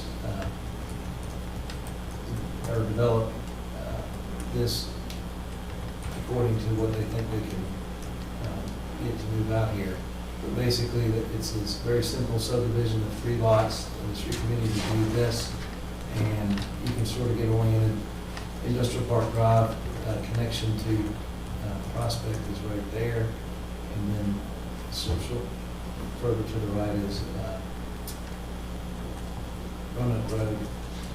So all 3 parcels will have a common entrance, a common entrance point. You might show that, Andrew, to sort of show where the entrance is going to come up to serve all 3 parcels. So property owner again has an interest in one parcel at first and feels like the subdivision of this is going to accelerate the development of the other 2 parcels. So the plat conforms with our zoning ordinance, the staff reviewed it, and the street committee recommends approval of the plat as presented. That's also a motion. Have a motion, do we have a second? I will second that. Motion and a second. Any comments or questions? Yeah, what was the zoning on it? It's industrial, I-2? Correct. That it? Madam Clerk? Yes, sir. Councilman Bishop? Aye. Councilwoman Hicks? Aye. Councilman Hubbard? Aye. Councilwoman Sacks?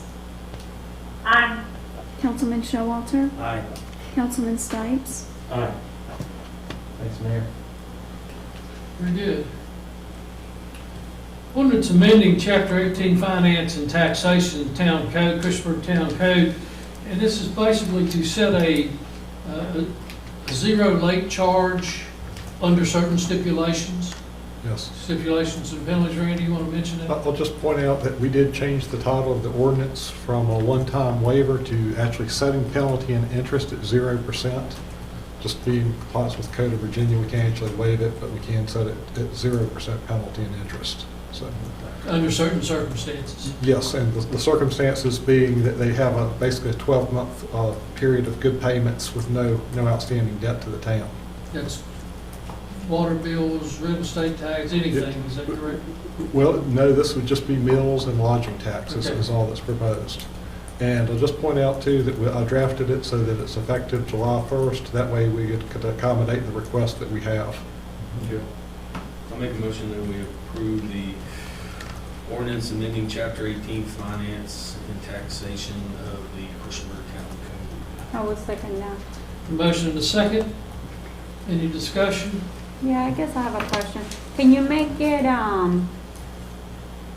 before July, if there was a case during the coronavirus, do you have a lot of people that are? You could set whatever effective date you'd like. I don't think we had any prior request. Yeah, we had, the 90-day extension for payments for Mhm. April and May. So to put it back any earlier than July 1 would kind of be providing a double dip on the waiver period and all of that. So Okay. I would not recommend going back further. All right. This is under your discretion, Val, upon application to the town? On a request in writing. I'm sorry? Yes. All right. Upon a request, written request from the taxpayer. Okay, very good. Thank you, Val. Any other I comments? do have a comment, Mayor, if I could interject. You with me? Yes. Can you hear me? Got you, yes. Can you hear me? Yes. Yes. Okay.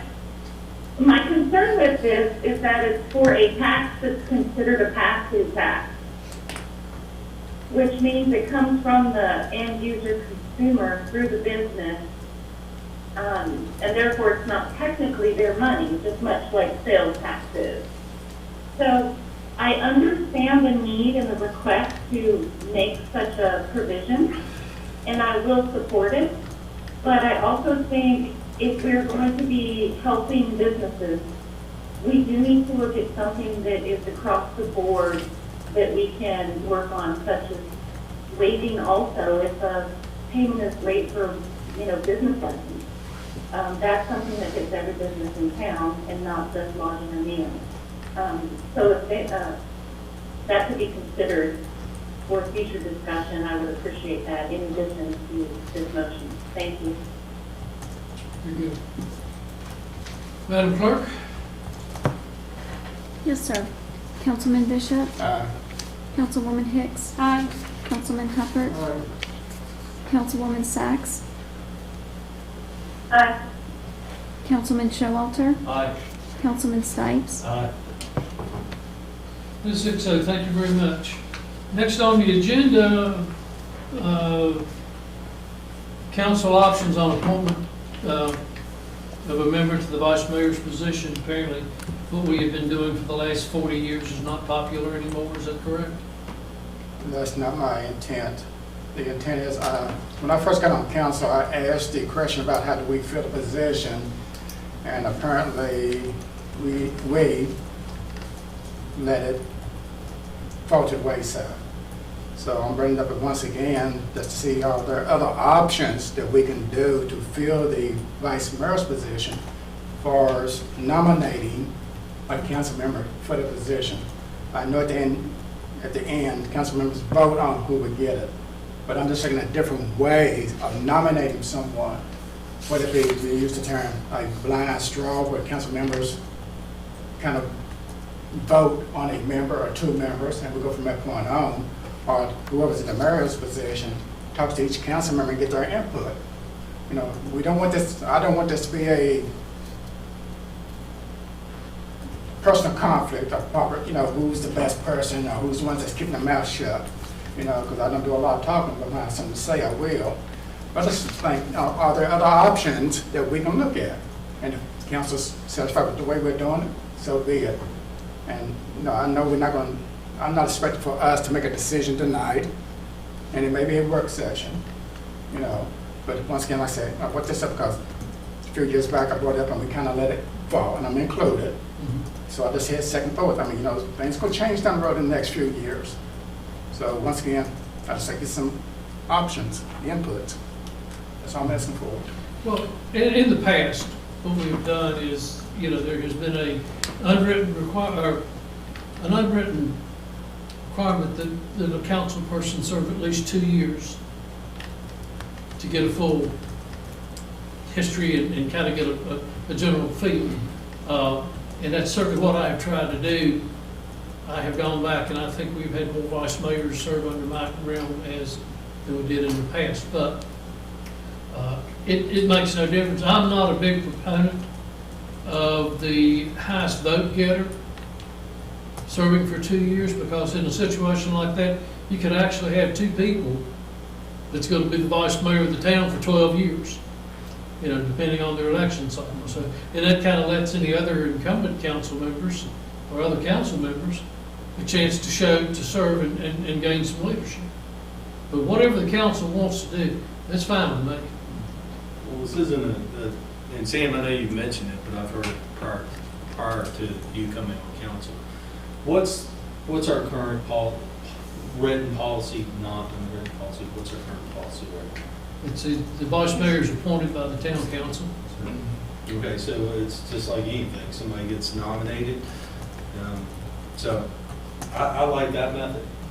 That leaves, if somebody wants to be vice mayor, then they need to go to each council member, petition them, and then have a council member actually nominate them and have a second, and then a vote for that. I disagree with that. That's Because fine. the reality is, for example, for me, if that was the chance, I'm more than sure you guys would never allow me to be a vice mayor, just because of the way you guys treat me. And I have seen it, with the exception of Mr. Bishop. And please don't laugh, it's not funny. I'm just thinking, should I decide and run and be reelected in 2021, then you're scheduled to be the vice mayor next year. Period. Well, that's, I mean, over the. Should I decide to run? I have no problem with leaving it like it is, but I'll leave it to council as a majority. I mean, basically, it's been, as I remember, a rotation. And, you know, so well, whose turn is it next? And I think that's gone well. And I think it's helpful for everybody to be a vice mayor every now and then, just to find out the other things, other duties that are in there. And, so I would recommend we just keep it the way we have it right now. Is that a motion, or is that a? Yeah, I'll make that motion. What? There's nothing to motion, it's already. There is no motion, I mean, Am there I is. changing anything? Would like for everybody to weigh in on this. I'll say, I don't have any problems with our current process. I'd be open to an idea if someone has a better idea, but I see, that's my position is, I don't have concerns with our current process, but I'd be open to a better idea if someone had one, but I don't. I don't have a better idea.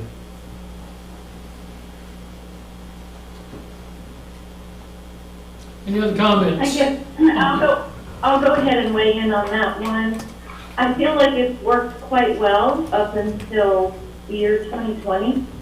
And so continuing as is, I think is, to me, just fine. But just like Mr. Stites, I'm open to recommendations that are fair.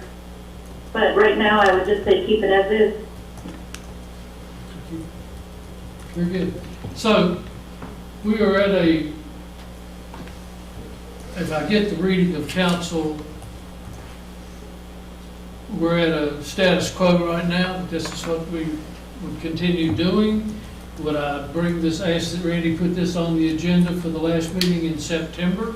And during that point in time, we, the council, will entertain any comments or suggestions from the council members. I think that's what we're doing right now. It kind of much is, yeah. But I mean, if they're not ready to accept the formality on what we're doing, then we can postpone it.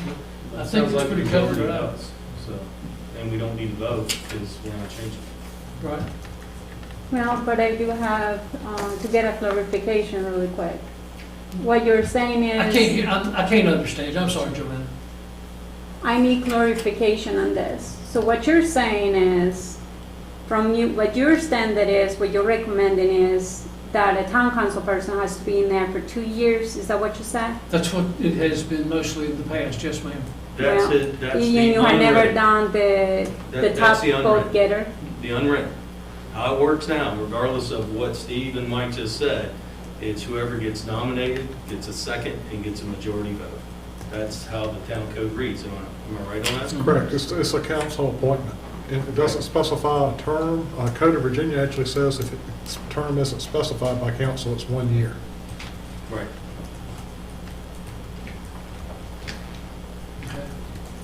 I just don't want this to happen like it happened with when you decided to give the departments to the commissions to some of the town council members, and you have told me that I had to wait a year before you can put me in those positions. So I just don't want to feel discriminated.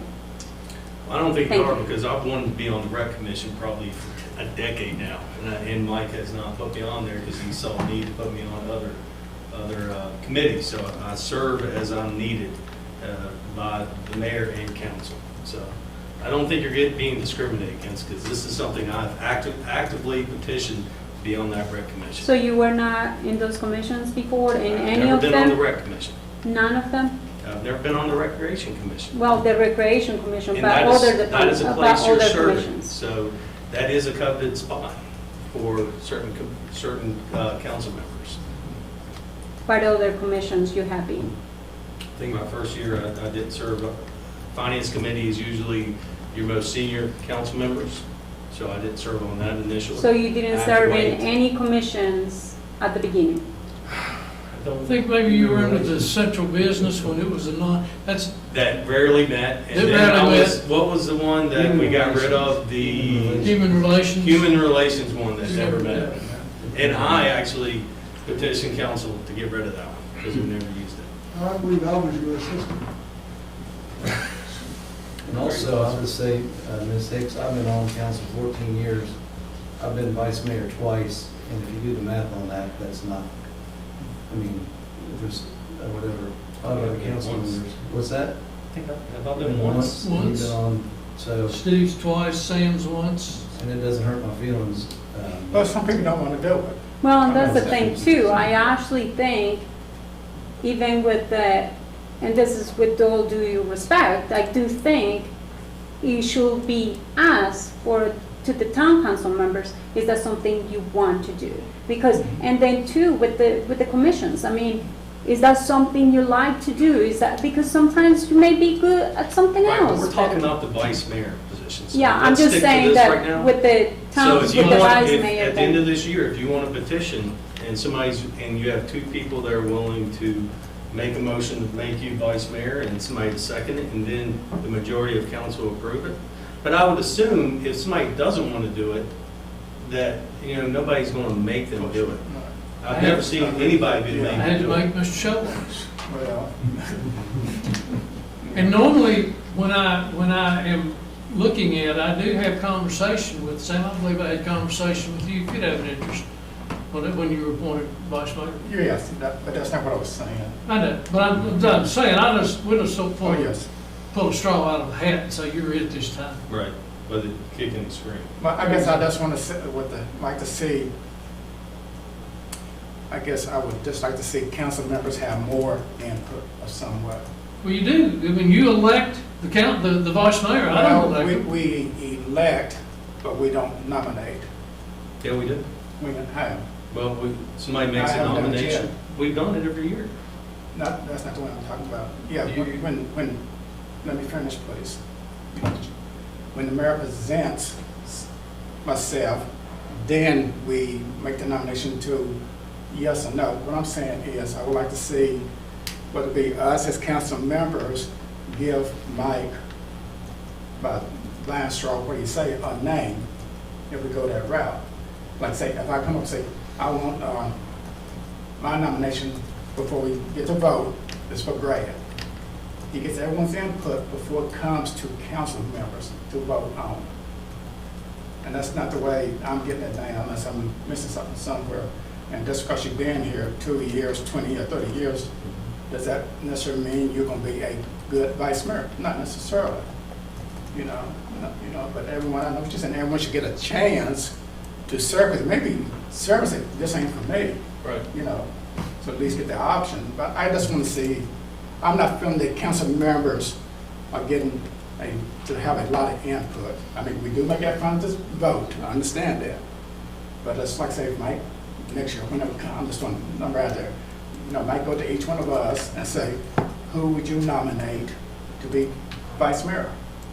You know, and then the top nominee is the one that comes before council. And I know we have a final say so, then we vote on it.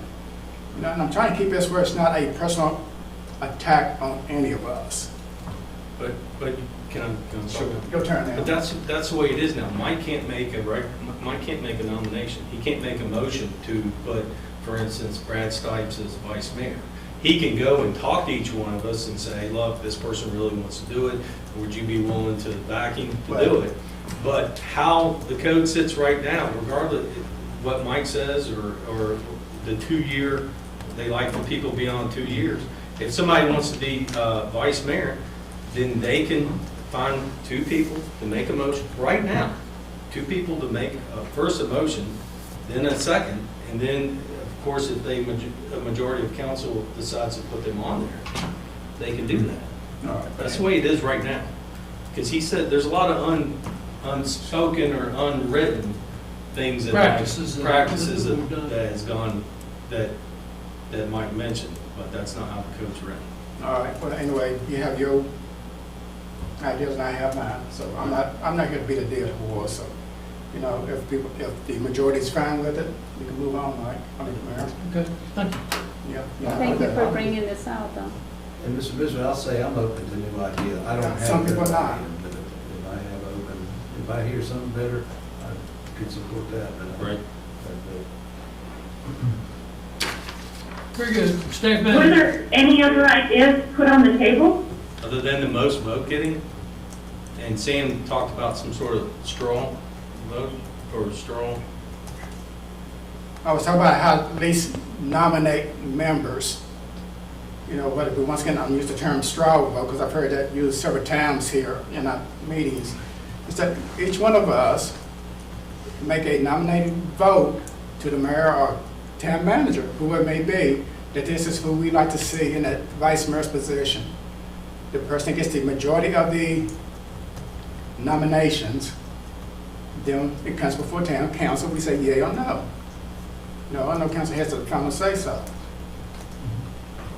So that's just one idea, Melissa, but like I said, once again, this is just something for discussion, whether it be a work session or if we finish tonight, we're finished. But I brought up mainly again, because like I said, I did this 4 years ago.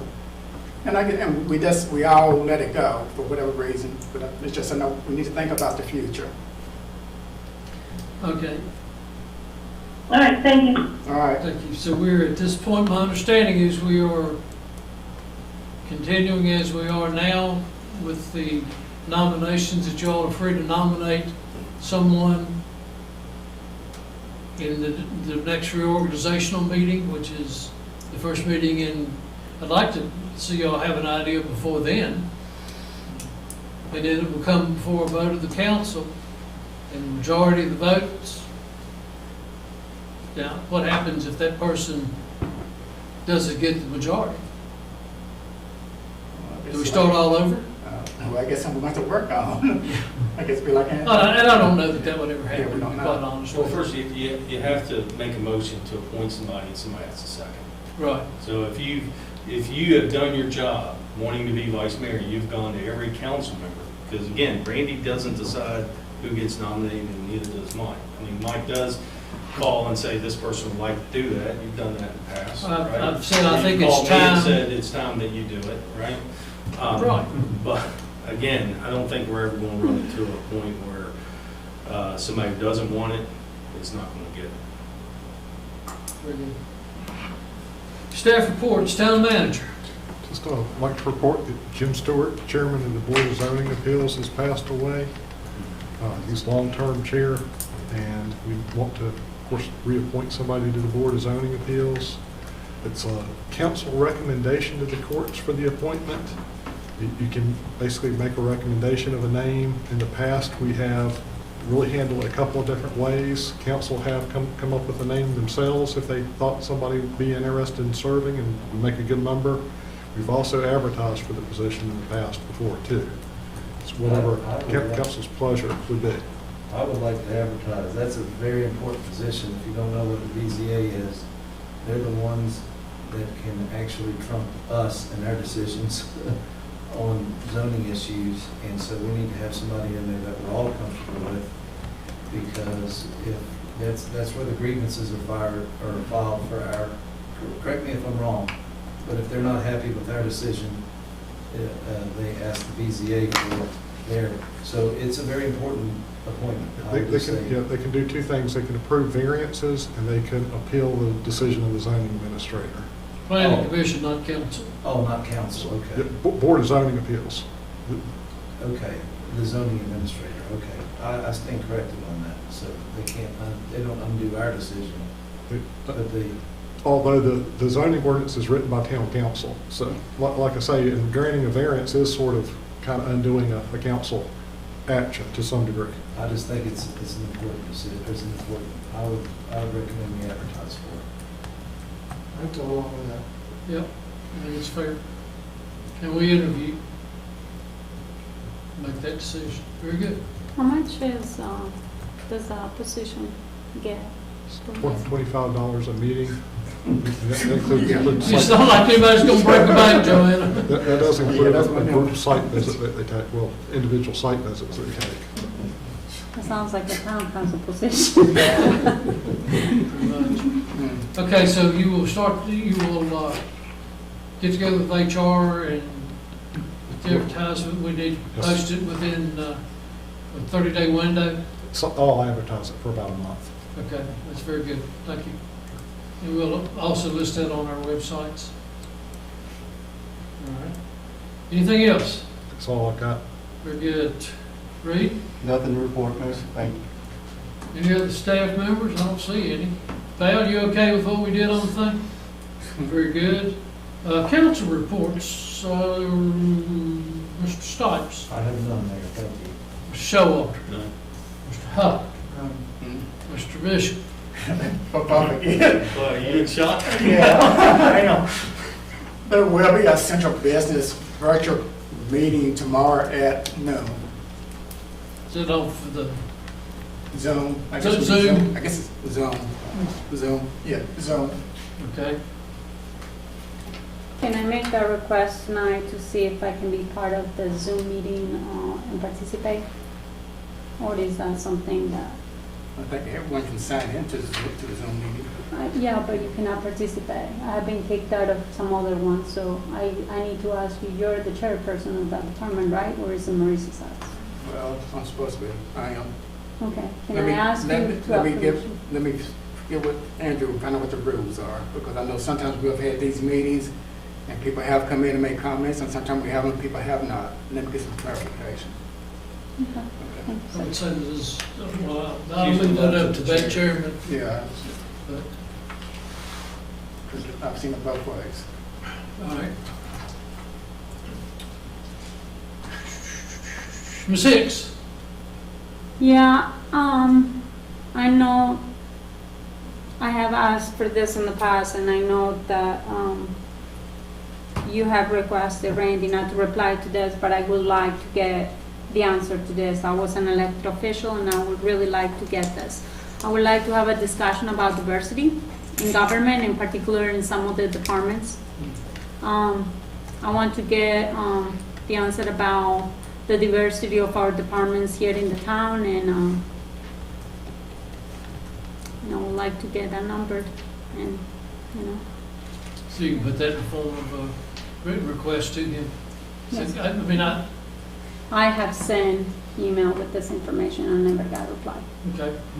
Randy, it seems to be a going trend for any public institution, whether it be university or municipality, that the leadership forum and inclusion and diversity committee. Have you thought about doing that? We can Which is certainly. amongst the staff and senior staff members? It hasn't been, I guess, a large discussion, although we certainly do try to have diversity and inclusiveness with our hiring practices. Of course, but actually forming a committee that's going. Definitely something we can talk about. I'll bring it up at the staff meeting. Would you sort of poll Certainly will. and report back to us? Sure. That is a really good thing to talk about. Thank you. Anything else? Is there any other business to come before council? Hearing none, we are adjourned. Thank you.